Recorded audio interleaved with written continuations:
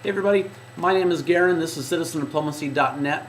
I'm on a mission to talk to one person from every country in the world, and today I'm talking to Mary from Georgia. Mary and I had spoken several months ago, but Skype kind of crapped out on us and the video was bad. So the first time around, we gabbed for like 2 hours and had so much fun talking that she said, "Oh, no problem, we'll talk about Georgia again." So it was fun getting to do my first follow-up interview with somebody, and make a friendship out of it instead of just one interview. We're friends now, and we had another very fun conversation. So I hope that you guys will enjoy it. One thing that I want to point out is that in our last conversation, Mary told me about this idea that she had for a coin. That if somebody did something for you that was kind of above and beyond normally what you would expect from somebody, if they really went out of their way to help you out, to show your appreciation, you could give them a coin. It would have like a tracking number on it, and then they would do the same thing. So that you could get on this website and you could see this physical coin as it has moved from person to person through these acts of charity or kindness, and just kind of have like a physical, tangible demonstration of people doing things for each other. So it was this idea that she had. We're going to bring it up in this interview too, but if you hear us talk about the coin thing and you're like, what are they talking about? That's what it is. Other than that, I think that you guys won't have a hard time following along with the interview. So without further ado, here is Mary from Georgia. Hey, good to see you again. Yeah, good to see you again too. So how is life? Life is very good. Thanks for talking to me again. It was a bummer last time the video didn't work, so. My pleasure, really. It's a good thing we had a good conversation. So, Yep. So you wanted to talk to me again. Yep. So how is your summer going? Summer's going really well. So I live outside of Portland, Oregon, and we're known for our rain. So it rains like, I don't know, 8 months out of the year or something. Oh, wow. And so we have a very short summer, but when we do get it, it's beautiful. So it's been a lot of fun. I got to, ride my motorcycle all the time and go hiking. So it's been a lot of fun. But do you usually go somewhere outside of your area for a summer vacation, or you usually stay close to your house? I don't know. Usually it's good to stay here and enjoy it and then try to leave during the winter. But I guess it feels like just yesterday, but I think it was like 6 weeks ago or maybe 2 months now. My girlfriend and my dad and I went to Colombia and to Chile. Oh, Yeah. that's interesting. Yeah, so it was a lot of fun. It was cool getting to go down there. Nice. And we actually talked about Georgia a little bit on our trip because we had a lot of reasons for going down there, but one of our reasons is we're kind of interested in having kind of a foot in a different place a little bit. Maybe start spending some more time or start a business somewhere else or something like that. And we've been hearing a lot about Georgia has a good place for banking and businesses and stuff. So we were like, ooh, maybe we should go to Georgia next. I guess a lot of foreigners are thinking the same way because I'm not sure which organization was it. I guess the World Bank prepared a report saying that Georgia is number one. Was it in the region maybe in terms of easiness of making businesses or starting up new businesses? Cool. So I know a lot of businesses here that were started by foreigners, and Georgians as well are very active in this regards, but foreigners are pretty active too. So neat. One thing that I've been hearing people talk about is how, like Dubai, for example, people talk about Dubai a lot because it's kind of right at this crossroads of Africa, Asia, Europe. Yeah. But it's a different culture than what we're used to. Like Westerners. But Georgia is kind of the same thing. Like you're kind of in that same kind of crossroads, but nobody really knows a lot about Georgian culture. But from our conversation last time, it sounds awesome. It's beautiful and maybe a little bit more familiar to Western people.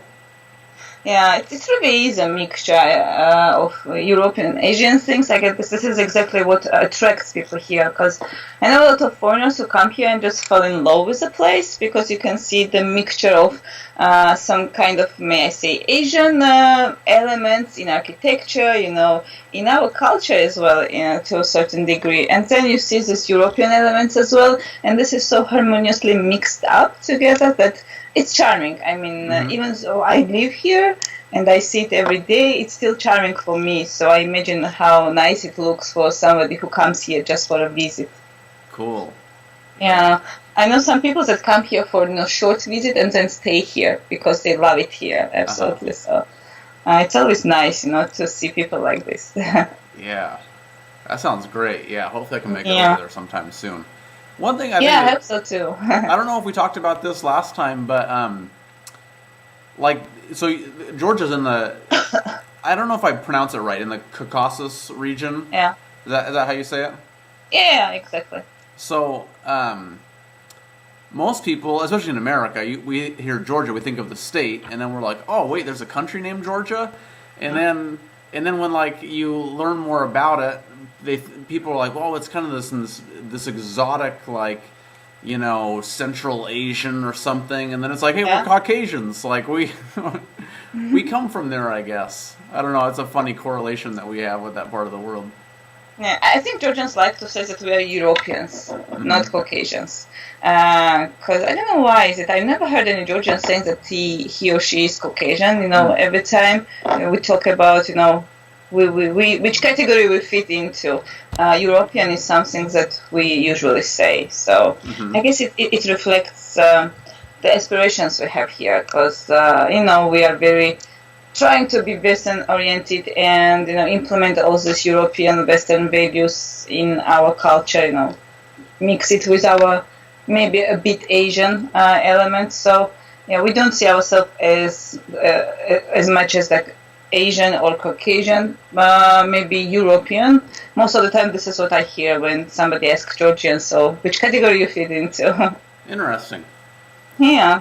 I think that's a really interesting subject of just how people identify themselves, and how it's up to everybody to kind of people get to decide for themselves what their identity is. That's a subject that comes up a lot in my conversations, but it's kind of over here, we all consider us Caucasians. Whenever you, if you're white, if you have to fill out a form, it always asks, are you Caucasian or Hispanic or African American? Or so white people are Caucasians, but then you guys don't think that you're Caucasian. And then I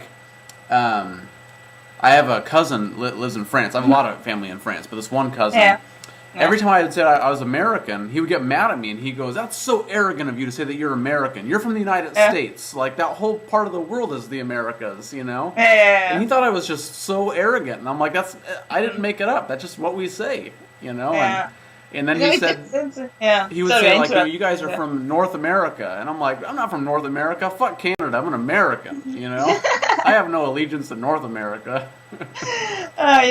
In this sense, I guess Georgians would understand you, because we like to say that Georgia is a kind of, unique identity. We really are proud of this identity. And everyone who comes to Georgia, he immediately catches this, that's the Georgians, that's, completely different sector within European category, let's say so. So when you say Georgian, okay, we take a pride in this. So we usually say this, we are Georgians, not trying not to fit ourselves in some bigger category.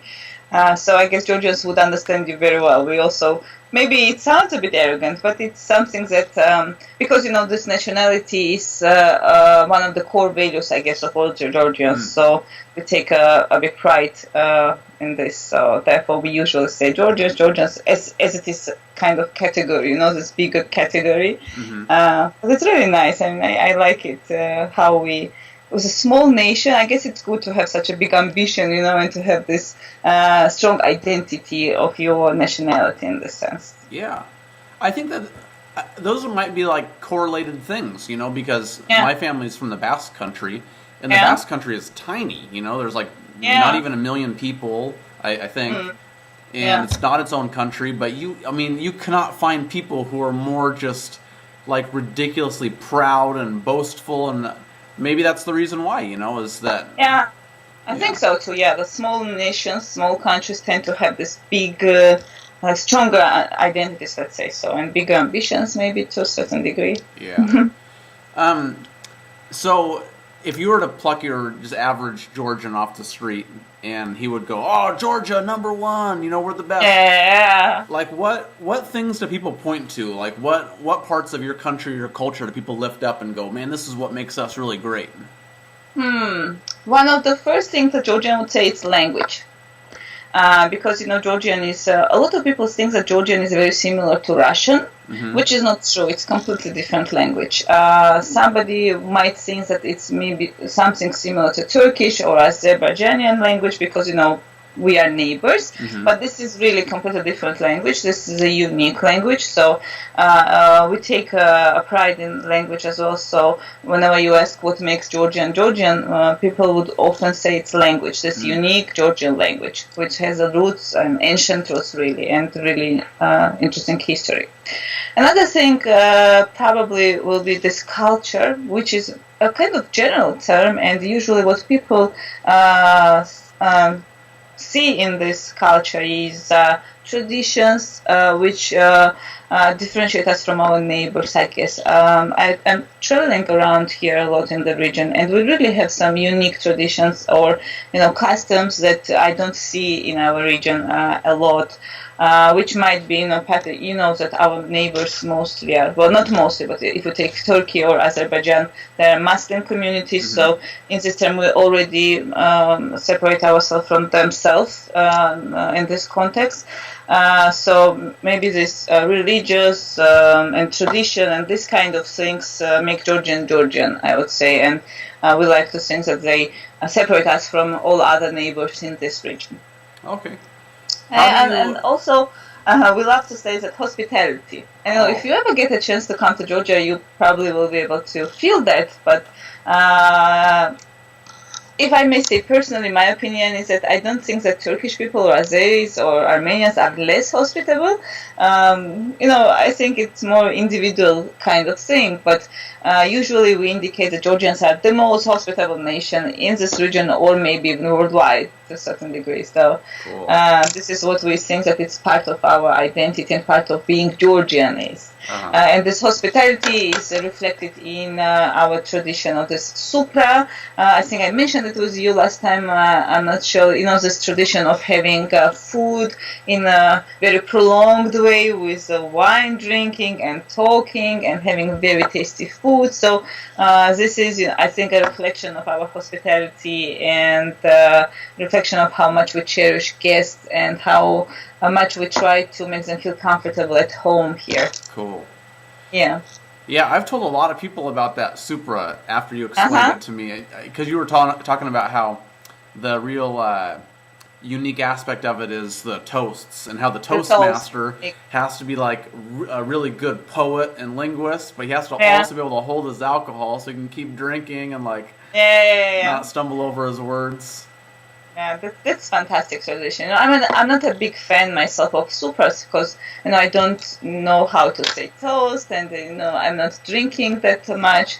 But it really is amazing to observe like a real supras when you have a professional toastmaster who comes up with all this poetic toast, and he links things together, and you're listening to him and saying, "Gosh, what a wise man he is!" Because he can link everything in one toast, and then complete his also that let us drink for this and this, and it makes the whole supra so attractive and so pleasant to attend.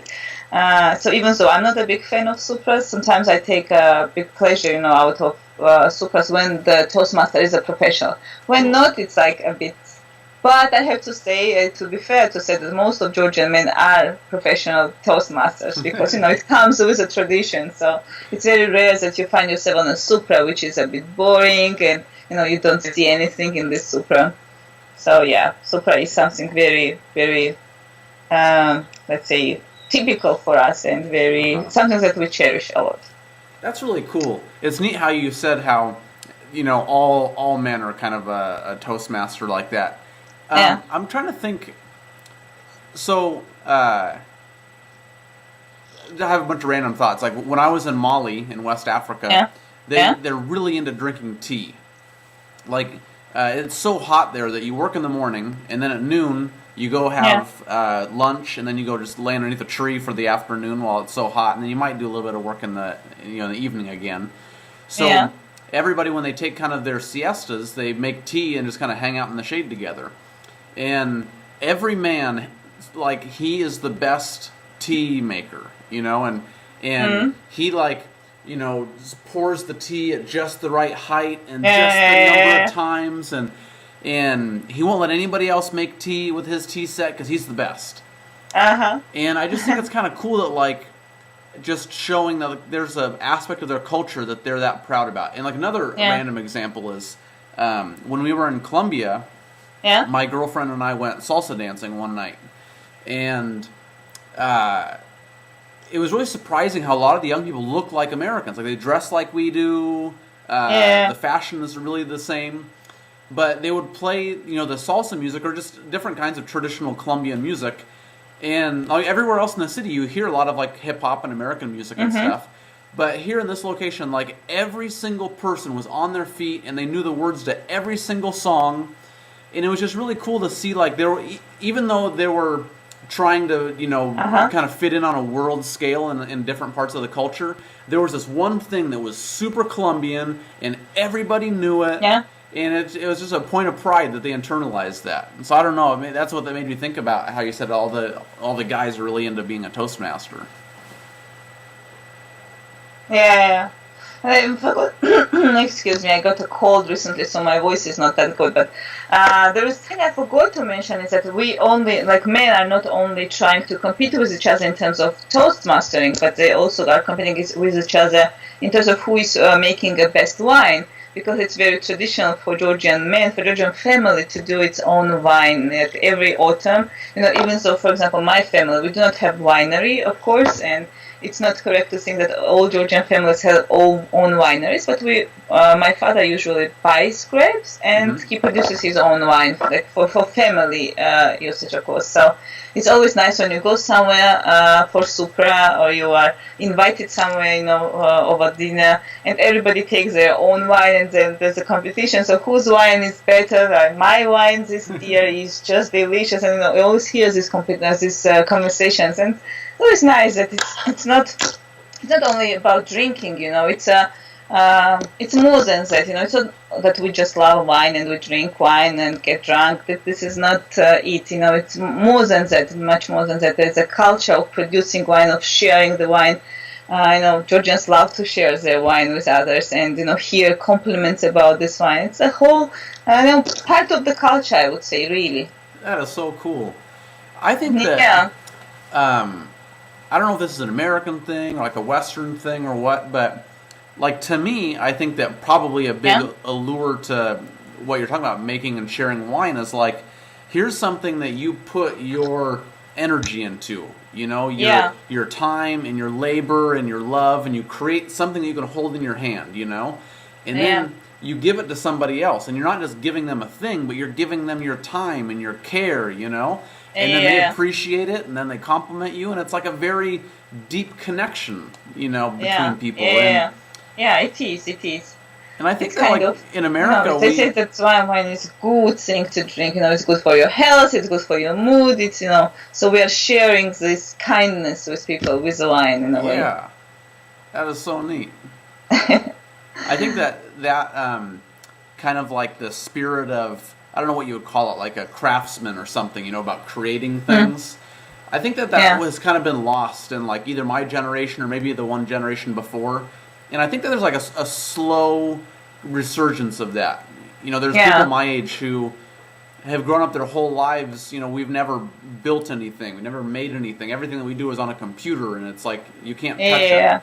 And there's more people that are kind of like becoming interested in, maybe I'll learn how to do carpentry, or maybe I'll learn how to, build something. Yeah, I hope to see more of this, because I don't know how is it in the US, but the Georgian tendency is that a lot of people go to higher education institutions, and nobody wants to learn this kind of skills.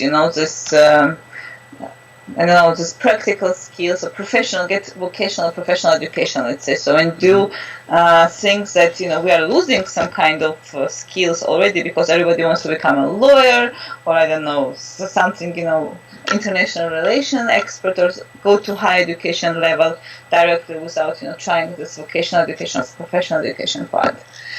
For example, the good example might be, I don't know how good this example is, but I am going through the renovation process of my apartment now, and it's such a headache because it's so difficult to find a person who can do actual things, For example, I don't know, color the wall or do something very easy things, if you look from one hand, but at the same time, if you are not a professional in this, it looks ugly afterwards it's done. So we were looking for 1 month for a person who could do it, and it's really funny because they say that there is a certain level of unemployment in Georgia, so you would expect that it's easy to find somebody who will be willing to work, do this kind of thing, but we were looking for 1 month. We finally find a guy, young person, who did an awful job. We redid the whole apartment after he left. It was awful. And now we finally got a person who is a professional. He's 45, 50-year-old. He was doing this all his life, so he really is a professional. But I feel a bit like we are serving him, not he's doing this for us, because he's give this to me, do this for me, because he knows that he's a professional and there's a high demand on him. So he keeps turning people down on the phone, saying that, no, I'm busy, I can't come this week, I will come next week. And they're like, oh my God, we had a joke in a family that maybe I choose the wrong profession, maybe this is something that I have to do, because this is such a high demand on this profession and nobody can do it properly, looks like. So I guess that goes to what you said, that we, in small countries maybe this tendency is less obvious because there are some small professions people still pick up as a part of tradition or something like this, but we too experience this that some of the major professions that we need here, particularly in developing country, you really need somebody who can build, renovate, this kind of things. And we lack these skills here because everybody goes to higher education institution and nobody's interested in picking up this kind of practical professions. Yeah. Well, that gave me an idea, but first, it's funny that you bring that up because not that long ago I was talking to a friend of mine who he was saying, just like you said, my whole life, my family was like, you need to go to college, get a good job, get a corporate job where you wear a suit and tie, and you go to board meetings and make a lot of money. And first of all, that kind of path is kind of drying up in America because in Georgia as well. Yeah, I think 40% of people who have college degrees have jobs that don't require college degrees. So you have this huge glut on the market. But he was saying, you know what? I think that knowing what I know now, I would rather make a little bit less money, but do something where I get to use my hands, swing a hammer. And because recently he's really gotten into just doing physical things. Yeah. So he was like, I should have been a carpenter, and I don't care if I would have made a little bit less money. Yeah. But the paradox now is that, like you said, guys in those industries are in really high demand and can't make a lot of money. Yeah. And it's really such a pleasure to see when a person. I think it has to do something with the stereotypes because we really like our kids to go to university, colleges, have this, nice work, office work, and everything. But if you really think about it, those jobs are not less than other jobs. They are as demanded as I don't know if, for example, there is such a high demand on lawyers in Georgia. No, but everybody goes to law school. I can't explain this, and there's a high level of unemployment amongst those who graduate this law school, but still people go to law schools, and it's kind of crazy. Well, this job is nice, and it's always such a pleasure to see the person. For example, now I'm observing the person who is helping me with renovation, and it's such a pleasure to see how he takes a pleasure from every minute he does. He's creating. So he's not only painting these walls, and you look at him, and he's taking a pleasure out of his work. So why go to university or do something? Really. What people say that it's best, while you can do something that is really close to your heart, that you like doing. You take a pleasure. You learn a lot from doing it. So I guess, yeah, it's kind of stereotypic things that we send kids to colleges, and we think that if the person is not attending the college, it might be, a loser in a future life, which is not the case, really. No. And I think that a lot of people, like men especially, kind of underestimate the power of creating. I don't know if, I'm not going to say that women are different, but I know how men are hardwired, but we're designed to work with our hands and to create, and seeing the fruits of our labor is a very just primal thing. But I had this idea a while back. My roommate and I were talking about this. It'd be kind of cool to make like a TV show where every episode you go and hang out with some kind of a craftsman, like a builder, or even like a plumber or mechanic, somebody that creates. And it would be twofold. One, to kind of teach a younger generation the kind of the power of working with your hands and having something tangible to show for your work. But then also, I think that there's a big kind of a hole in my generation of young men who don't have like a strong relationship with either their dad or just older like male mentors in general. We haven't grown up with a lot of older guys around us. So it'd be kind of cool to hang out with these older guys that not only can teach us like how to build things, but pass on some wisdom, from being older. And also show how cool it might be to do something with your hand, because, what is like if you ask a child what a builder does, I guess they do not have this appealing image of builders sometimes because of, again, stereotypes maybe. While it might be really engaging if you are into these things, you might enjoy doing it, and you might enjoy watching how fun it might be, when others do it. So I think in order to popularize those kind of professions, it's always nice great idea. It really is a cool idea to show people that it's not that ugly as they might think. It's not that boring as they might think, that sometimes sitting in an office like this, when it's not something you're passionate about, might be way more boring than, actually do something, build something with your hands. So. Yeah. But here's another idea, kind of a version of that you just gave me when you were talking about how hard it was to find somebody in Georgia. So I knew this guy from Switzerland a number of years ago, and he was a mason. He worked with bricks and mortar to make walls and buildings and stuff. And he said that I don't think it was like all over the world. I think it was mostly just in America. But there was like a few years where he just traveled, outside of Switzerland, and he traveled using his masonry, where he would go to a town and he would say, "Hey, do you guys need any mason work? I'll help you build your house or your church or whatever." And people would go, "Oh yeah, we have this job." So he would go work there, and then they would let him sleep on the couch, and they would feed him. And then after a week, he'd go on to the next place, and that's how he sustained himself, traveling all around the country and maybe even the world. I can't remember where he went, but that would be like a cool website or a blog or something to learn a skill. And go, I'm going to go to Georgia, and then I'm going to go travel through Europe, and then down through Africa, and everywhere I go, I'm just going to build stuff. And I think maybe I'm just thinking out loud, but it somehow is related to your idea, the whole idea of your initiative, right? To show that, we are building similar houses, we are doing similar things, for, accommodate ourselves. So how one person can help building in Georgia, in United States, in France. So how this is the similar thing, and you cannot say that, okay, in Georgia we have this completely different houses or something like this. That you can use your skills all over the world because, there is not very strict line between countries, and we are kind of the same. And I don't know, it kind of reminds me your idea of your initiative in this way. Maybe when I'm done with all my interviews, all 206 or whatever, maybe I'll pack up my toolkit and start traveling. So how many interviews you have by now already? Not very many. I think I'm like somewhere around 20. Wow, 20. So. That means 20 country, right? Yeah. Wow. So I got 180 something to go. Wow, that's interesting.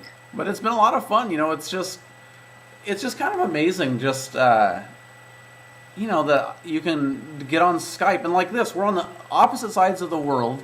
Yeah. The connection is so good right now. Like, there's no lag. This is just so amazing. Yeah, I see. But it's crazy that, just like you said, you look at the map and you think, okay, we're on opposite sides of the world. It's different cultures with different languages, whatever. and we can have this conversation that is, just as fun and just as meaningful, if not more so, than the conversations I have with people here in America. Yeah. That's interesting. I would really be curious to communicate with somebody from other countries who you did the interview with. Do these people communicate with each other? What is your experience? Or no, your residents who you record the interview with, do they communicate with each other afterwards, or do they, try to reach out to each other maybe? No, but I would like to do something like that because. Yeah, I don't want this to be just about me talking to people, but I want it to be about other people going, okay, well, that was fun watching Garen and Mary talk, but I want to talk to somebody now. So I think I might, if I was better at technology, you could make like an app where you download it and talk on the phone. But I think that maybe what I'll do is just if somebody wants to talk to somebody else, they can give me their email address, and I'll just put it in a spreadsheet and say, hey, download it, and here's people that are willing to talk to each other. Yeah, that would be nice, I guess, because this way you will be relating people really to each other, Because as you said, one thing is to listen how we talk, and I watched some of your videos with other interviewees, and it's really interesting how you see similarities and how interesting those people are. But you always have a feeling, I might want to talk to them as well, because they look interesting, they look funny, and it might be nice to reach out to them, particularly now when people travel so much, and for example, you mentioned France, and I know that you had the person from France, the young man, I guess. So once I'm in France, maybe I want to reach out to him and say, okay, do you want to meet up for coffee or something, as we were part of this project together. There's always some common thing already, makes communication easier. So it might be kind of network of people you talk to. That would be really cool. Yeah. So the other day, when was it? Maybe, I guess yesterday. Time goes by so fast. Just yesterday, I talked to this guy named Bas Rutten, and he's an American now, but he's from Holland. And he's a martial artist, and he was kind of like one of the godfathers of cage fighting. I'm really into MMA. So this guy's like one of my heroes. I've watched him on TV, millions of times. And I've seen him on a lot of podcasts and interviews and stuff. So it was really weird how I've seen his face just like this before, obviously not talking to me, but talking to other people. So I felt like I knew him a little bit, So we talked for 45 minutes. So about a half an hour into our conversation, it was natural to talk to him. I'm like, oh yeah, this is Bas. I know his personality. He's a cool guy. And after half an hour, I'm like, wait a minute, I've never met him before. This is so weird that I'm talking to this guy, and it just feels so comfortable. But I think it's some weird kind of aspect of our culture now that everything is so plugged in and digital. But that might be kind of a cool idea, like you said. You can watch JJ and I talk for an hour, and you get to know him a little bit, and then you could call him up and say, hey, let's go hang out and get coffee. Yeah, why not? Yeah, it sounds good. The other day I found there was a web page for people who travel a lot alone, and for example, there is this uncomfortable situation when you are somewhere in a new country and you want to go out to have lunch, for example, or dinner, but you are all alone and you feel not comfortable maybe. So there is a special web page that tells you, okay, you can find somebody who is in the same situation and dinner with the person or have lunch with the person. Which is a bit uncomfortable because you don't have anything in common with these people, right? And people might feel a bit uncomfortable to reach out to those people, be afraid of going out with somebody who they don't know. While, thanks to your project, I know, for example, if I'm in France or I'm somewhere else, I know this person already to a certain degree. I know that he is not a maniac or something like this, so I can go out and have lunch with the person or have dinner if I'm around and he is in the mood too. So this might be a good... JJ is a little bit of a maniac. Okay. So I will keep that in mind. He'll hit on you for sure. Okay. If you want a date, hit up JJ. If you just want dinner, then he's probably not the guy to talk to. Okay, I will keep that in mind. Yeah. It'll be funny to have some kind of, this conference and stuff like this is so popular recently. So imagine having this kind of conference where you invite all your interviewees once you're done with all countries. Imagine having all these people intermingle in the same room. Well, that would be really funny, I guess, huh? Yeah, that would be really cool. And that's, I don't know how to do it exactly, but that's what eventually want to do with my website is, Uh-huh. I was reading an article the other day about internationalism, or somebody said that he was an internationalist, and Uh-huh. I'd never heard like that exact kind of phrase. And he just said, I'm proud of my country, I'm proud of where I'm from, but Yeah. that's not the most important part about who I am. My identity is somebody who, is kind and thinks about important issues, and somebody who's trying to make a difference on the world and leave a legacy behind. And Yeah. those parts of my character are a bigger part of my identity than just where I was born. So, if there's other people, no matter what country you're from, that share those same characteristics, we have a much stronger bond than just nationality. Yeah. And I just think that's a really cool idea, and that if we could build a community of people who go, okay, well, you're from Georgia, I'm from America, he's from France. There's a lot of reasons why we're different, but when it comes down to the things that are really important in life, we're all on the same team, Yeah. And then the next time, we're supposed to, we got to go to war with Georgia, or we got to war, those French are pussies or whatever. Yeah. We go, hey, not so fast. Like, those people, I share a kinship with them. Yeah. I never heard the term till now when you mention it, but it makes sense, really. Yeah. Interesting. So I like that idea, I'm trying to think of a good example. Luckily, I can't think of any, like, assholes recently in my life. But, like, you see somebody in traffic and they flip you off or something, And I go, okay, that guy's an American, but he's a douchebag. Mary's way cooler than that guy, so I'd rather have her on my team than him. Yeah, I understand that. Yeah, I guess it's nice. We are so locked in our frames, like be it country borders, be it national, borders, while we can find so much in common with other people, and those commonalities may be way stronger than this national identity. And to be honest, I think that I also take pride in my country, and I'm proud that I'm Georgian, and I value this. But at the same time, I think that at the end of the day, it's not the most important thing about my personality. So I totally agree with you. Said I think it's way more important to have some special kind of qualities, maybe to be dedicated to some good things, in lives, and just say that, okay, I'm Georgian and that's enough. That's major part of my identity, and nothing else that I, value more than that. It won't be accurate if I talk about myself. So yeah, I agree with what you said, and I think it's interesting concept. But however, I never thought that it's called internationalist, you said? Yeah, I think it was Christopher Hitchens who said that. Interesting term. Yeah, I like that a lot. So last time we talked, you had an idea for the coin exchange. Yeah. Have you thought any more and about that? Unfortunately, this is still an idea, not a implementing project. Well, I was just thinking about it because, so I'm trying to think how to start this idea. A lot of times in my conversations with this site, we talk about, problems or issues that we have with our world. Even I try not to complain too much, but even like what we're talking about today. About there's conflicts between countries, or the way that we see ourselves or divide ourselves, or even talking about education and the economy and employment and all these kind of things. Yeah. And I've realized that, in my opinion, like, we can't expect more out of our world and expect more out of our country. Yeah. Until we expect more out of ourselves, because so many young people are kind of like spinning their wheels, or people don't have purpose in their life. Yeah. So, and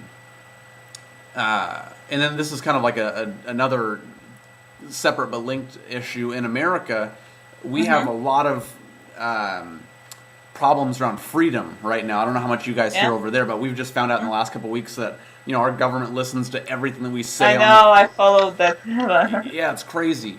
So I was just thinking, I think the reason why that we're kind of losing our freedom a little bit is that we don't do anything with our freedom. People don't have any purpose in life, For us, we say that we're free, but we don't know what that really means to be free. So, anyways, to connect all these rambling ideas together, I've made a website called freedomandpurpose.net, and my idea is just that we need to have freedom in our lives to do, live our lives the way that we want, because that's what, how humans were designed, was to steer their own destiny. But to take that freedom to do something important with it, and to make a difference on the world and make a difference on other people and leave a legacy behind. So those are two really important and connected things: freedom and purpose.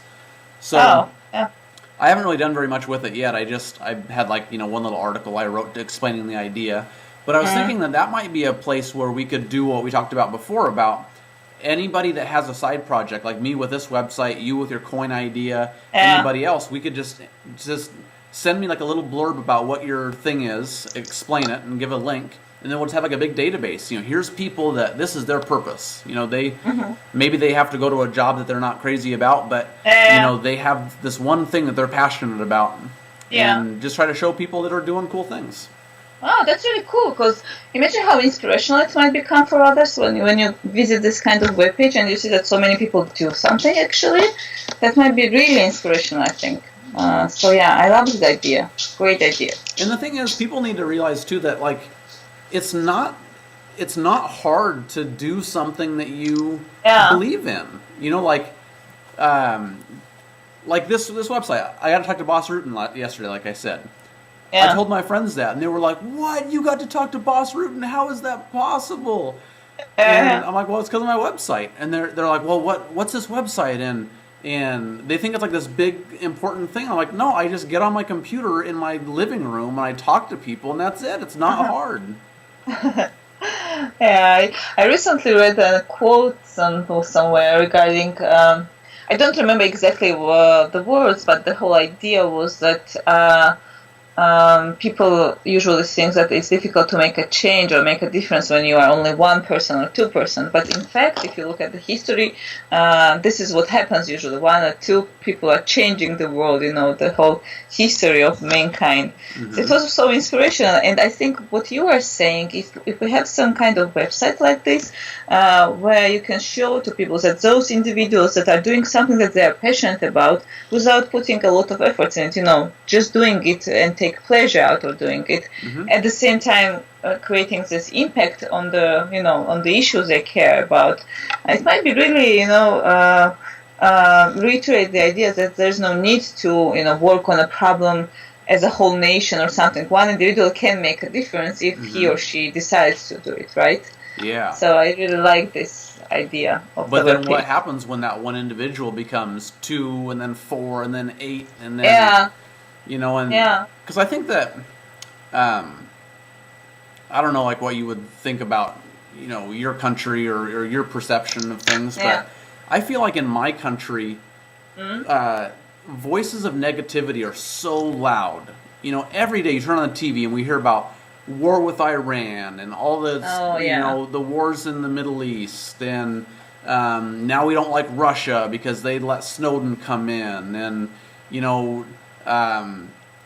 now on the U.S. State Department travel warning list, they added more countries. It's 20% of the whole world is on the list now. Yeah. So I think we just need to get to a point where positive voices are louder than the negative voices, Exactly, yeah, because it's very difficult to be positive when you see so much negativity around you. And my personal experience is that I stopped watching TV, stopped watching news for 2 months already. I don't turn on news because it's so, I'm fed up with all this. When you turn on TV and everything bad, and you think, oh my God, something positive is happening in this country or in this world, totally, because it's really difficult. So I think the idea behind my idea as well was to have this webpage where you can track the coin, where people do kind things to each other. One of the idea, I think, was for me one intention to show people that there are kind people and kind things are happening to people and good things are there. It's not only about negativity. I think we really need it because sometimes it's so difficult to move forward if you see only negativity around yourself. Of course, that doesn't take away all negativity that is there, but at least you have some inspiration to do positive things and do something about this negativity around you. Yeah. So I totally agree with you on that. So there's this entrepreneur and a speaker named Derek Sivers, and he's a kind of a big name in entrepreneurship. He had a company called CD Baby that he sold for like tens of millions of dollars. And he was talking about how everybody always has an idea that like, oh, well, if I just get funded, like if somebody gives me $2 million to build my idea, I can make this, the next Facebook or whatever. And he said, just figure out what the core value of your business is and just do it manually. And then if people like it, you slowly build up to the point where you have a big website or whatever. And he had the example of CD Baby, this company that became just a multi-million dollar company. He said for the first year, when people would punch in their information to order CDs, all it would do was just send it in an email to him. And then he would open the email and have to manually do all the information. And that's how he got to the point where he goes, okay, well, this is an idea that works. So the reason why I thought about that is that your idea would be really good if you had like an app that you could punch in, your GPS location or whatever. But maybe what you could do just to get it started is you could just buy some coins or make them and just write, an email address on them. Maybe not your personal one, but have an email address and just say, hey, anytime that this coin changes hands, send me an email and tell me, and then you could just manually put it on the map yourself or something like that. It would be very low tech, but at least it'd be a way that you could get it started.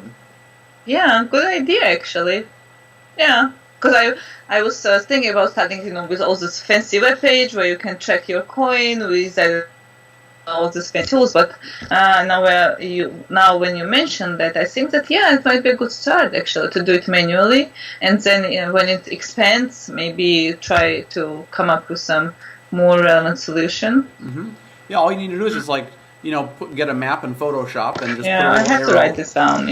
And then have maybe an arrow and then A, and then next to it just have text and say, A, this guy helped this old lady cross the street or whatever, and then just be super low tech, and then but still the map has to be on somewhere visible for others as well, right? Yeah, so that people can. It's not that only I track the movement of the coin, but everybody can see it.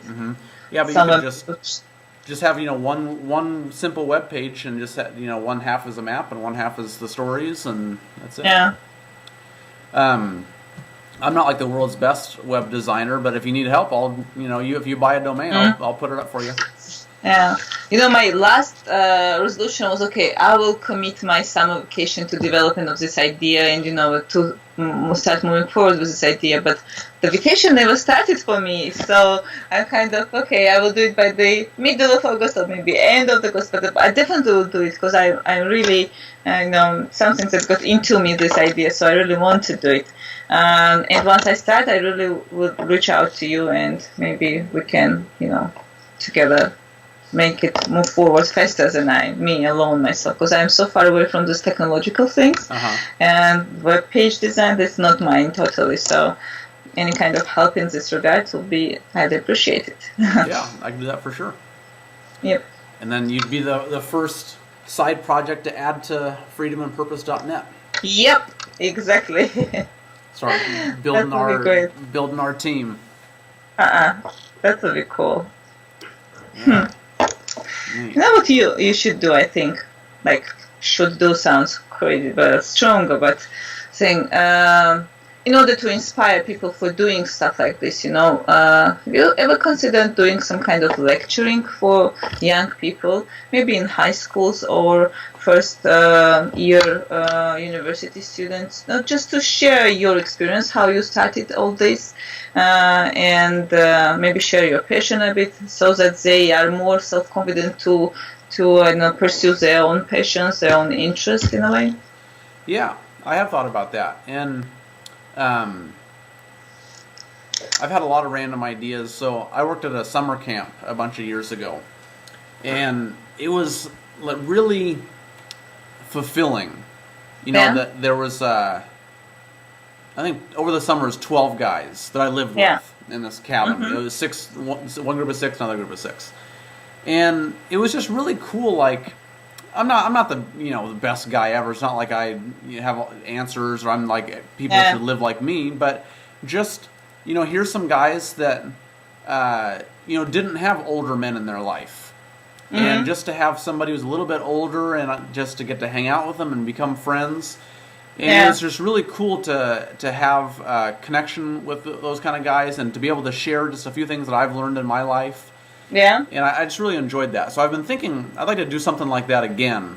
And I don't want to say mentorship because I don't feel like I'm a mentor. Maybe mentorship is not a good word, but the whole thing that you become a role model for others. Maybe you help people to move forward with their ideas. Because most of the time, why we are not moving forward? Because we are afraid of starting, things. Because what if it doesn't work out, right? Yeah. And now you see the young person who is pursuing his own idea, his own passion, and he's doing pretty well. So why can't I start doing the same, right? So it might become an inspiration, not quite a mentorship, because for me mentorship is like more you are helping people on step-by-step process, but you're just pushing them a bit so that they start doing what they want to do. Yeah.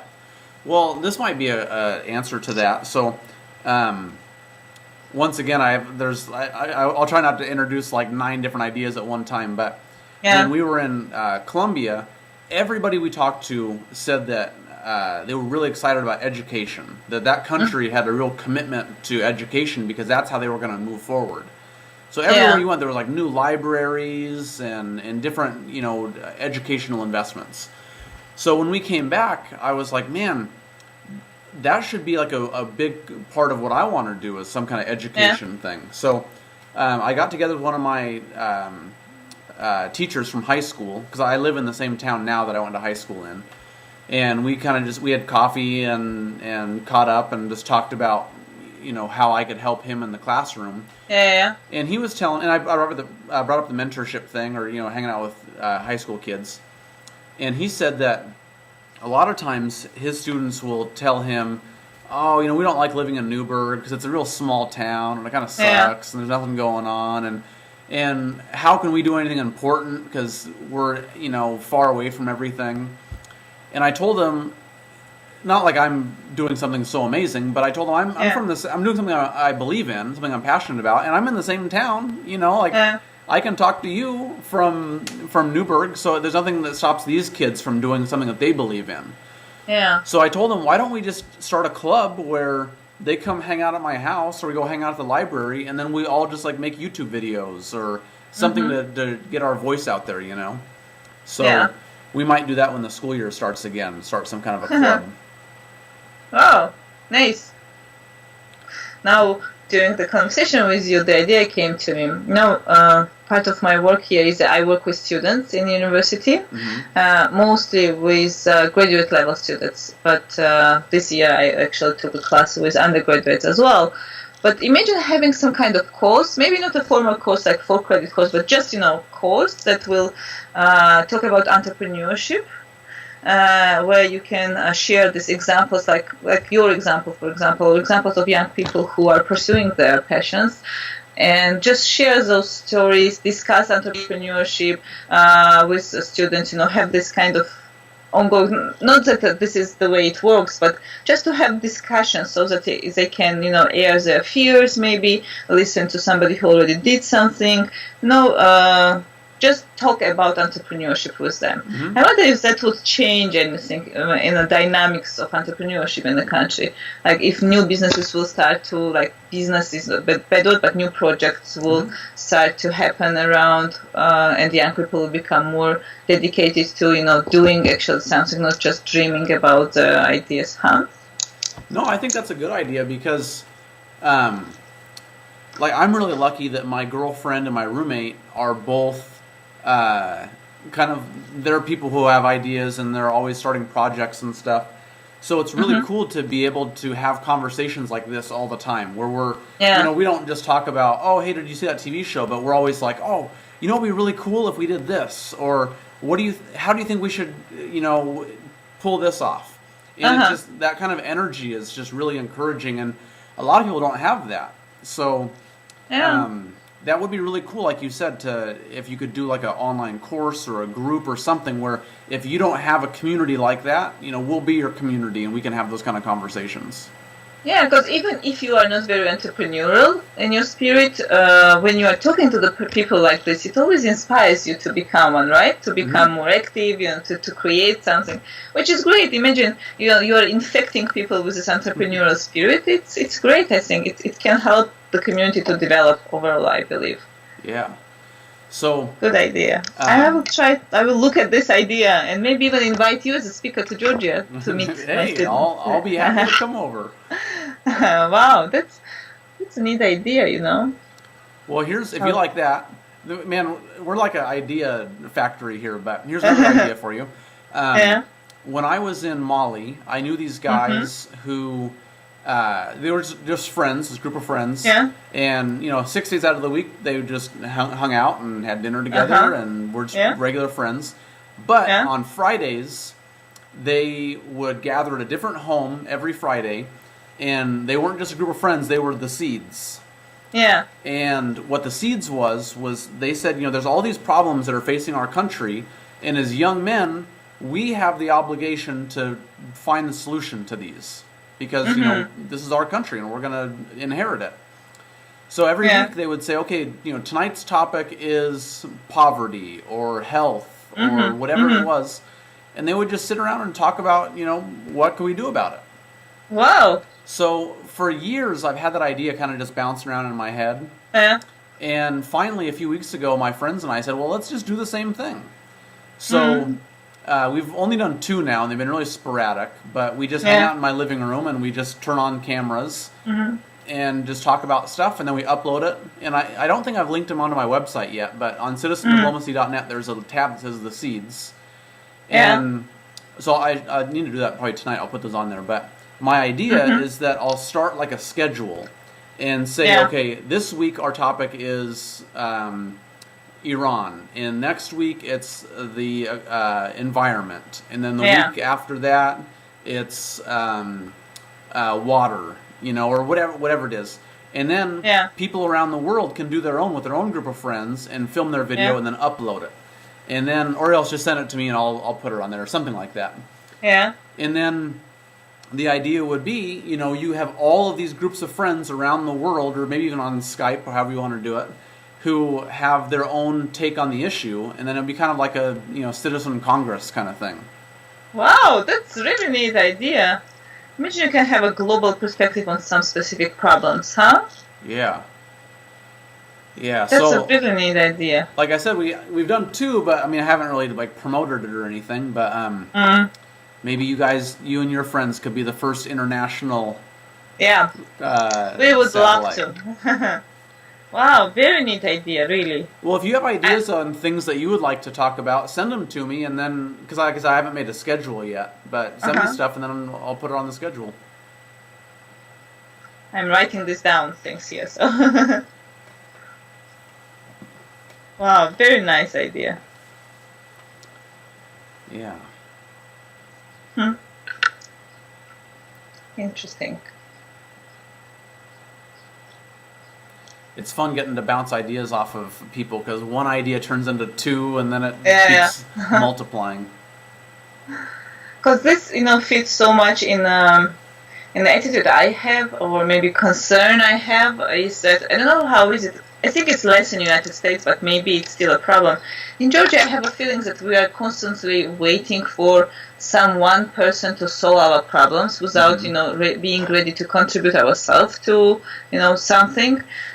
We expect, a president or prime minister or somebody, that will come and help us,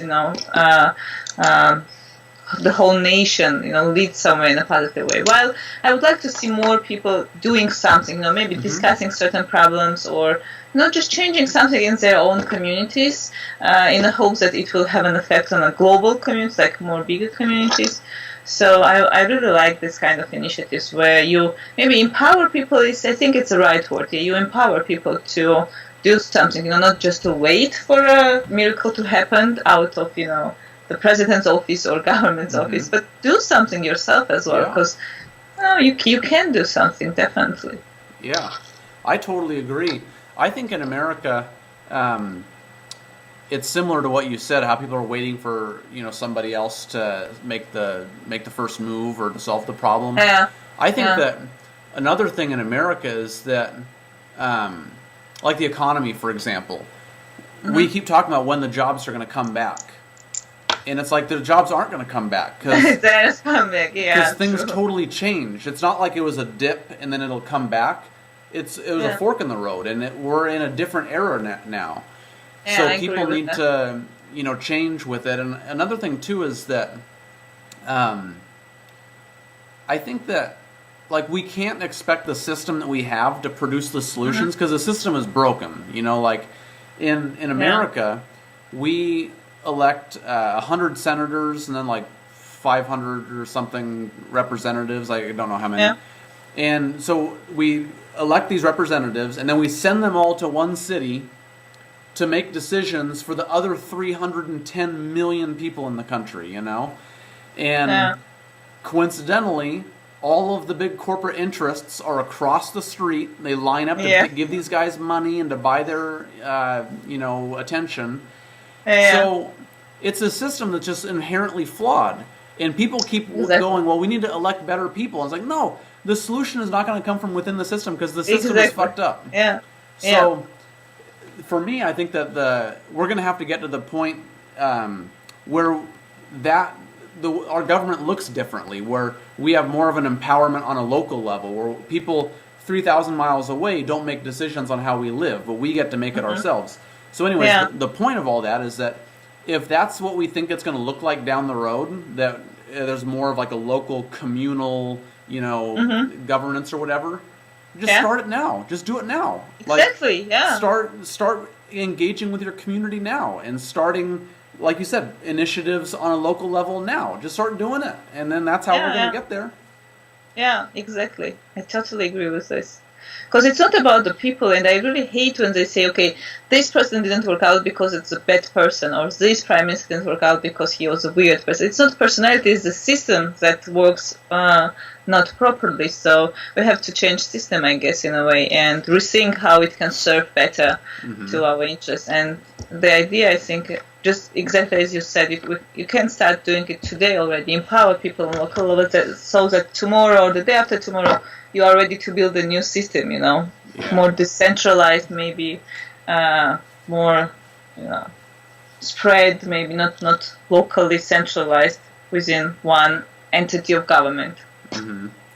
One thing that it's so encouraging to hear you say that is that sometimes I feel like I'm a very optimistic person.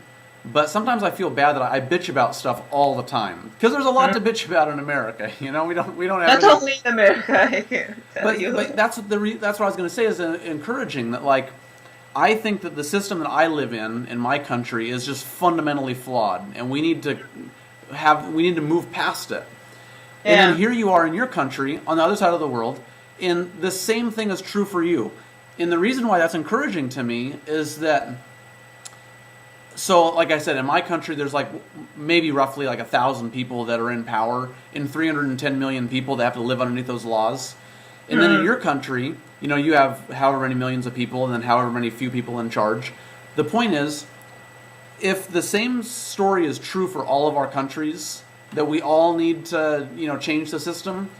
Yeah. All 7 billion of us together, if we can all support each other, we're unstoppable, Exactly. It doesn't matter what president's in power or what the government is like. If 7 billion people can come together and go, you know what? We're all in the same boat together. We all live in a system that doesn't work, and we all need to move past it, and we all need to get to a point of more cooperation and more empowerment and more personal sovereignty. There's nothing that can stop us. Exactly. I agree. Absolutely. Yeah. Yeah. It's really... Well, that's my altruistic ranting for the evening. No, but it makes sense. I mean, totally it makes sense. Because, I'm not a very big expert in these issues, but I think that this governmental systems, like these democracies that we call them, they prove that the way they are built now, they are not that effective. Which country can say that, okay, things are going really well here? None, I guess, right? Every country is facing some kind of problem with the system. So it proves that there is a problem with the system initially, not bad people are coming there. But can you believe that only bad people are coming there? I wouldn't believe so, right? So the other day we had an argument with a friend of mine.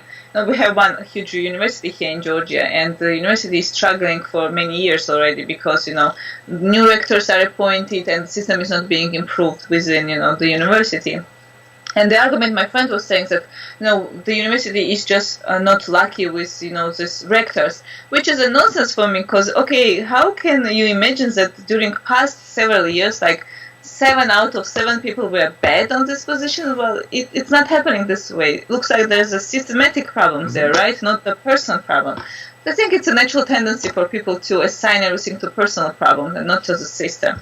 While if we start, look at the systematic issues that we are having, I guess we will be more better off, in solving these problems in the future. Yeah. So I absolutely share your altruism in this regard. Yeah, for sure.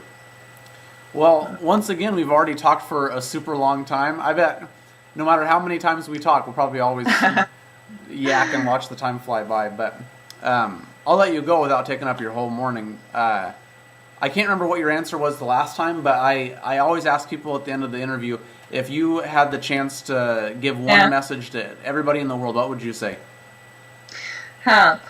Now, in the spirit of our conversation, I would say, like, people, pursue your passions, do whatever you want to do, pursue your dreams, don't let them stay dreams, implement them. Well, back then when we were talking, I think we were talking about kindness, so I was encouraging people to be more kind. So now let's have a mixture of this. Be kinder and pursue your dreams. All right, that's great. Well, I'm really glad that we got to talk again, and I'm not going to say I hope it's not the last time because I know it won't be, but when you have some free time to get your idea going, let me know and I'll do whatever I can to help. I will, and it's such a pleasure to talk to you. And by the way, I might be coming to US in the end of October. I'm not sure which state I'm going, but if I am, I will give you a call. Maybe if I'm around you somewhere, we can meet up. Yeah, for sure. You don't have any idea where you're going to be?